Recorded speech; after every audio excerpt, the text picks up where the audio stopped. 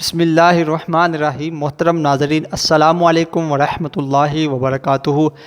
میں امید کرتا ہوں کہ آپ تمام دوست اللہ کے فضل، اس کے کرم اور اس کی رحمت کے ساتھ ٹھیک ہوں گے۔ تو آئیے ایک مرتبہ میں اور آپ مل کر پیارے آقا صلی اللہ علیہ وسلم کی پاک طیب طاہر بارگاہ میں درود پاک پڑھتے ہیں۔ الصلاۃ والسلام علیک یا سیدی یا رسول اللہ وعلی آلک وصحابک یا سیدی یا حبیب اللہ۔ الصلاۃ والسلام علیک یا نبی اللہ وعلی آلک وصحابک یا نور اللہ۔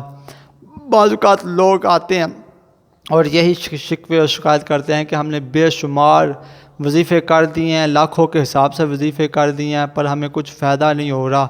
تو کوئی کہتا ہے کہ روزگار کے حوالے سے پریشان ہوں، کوئی کہتا ہے اولاد کے حوالے سے، کوئی کہتا ہے گھر کے حوالے سے، کوئی کہتا ہے کاروبار کے حوالے سے، کوئی کہتا ہے رشتوں کے حوالے سے۔ جو بھی کسی کی پریشانیاں ہوتی ہیں، اللہ تعالیٰ سب کی پریشانیوں کو دور فرمائے، اللہ پاک کی ذات سب پر کرم نوازیاں فرمائے۔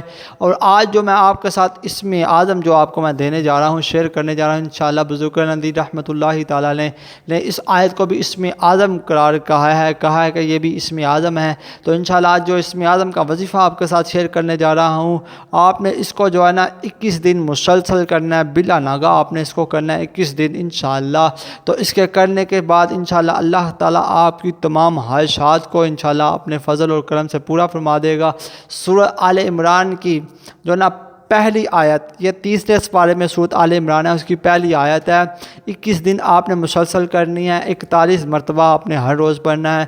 الف لام میم اللہ لا الہ الا هو الحی القیوم، الف لام میم اللہ لا الہ الا هو الحی القیوم، یہ آپ نے پڑھنی ہے انشاءاللہ۔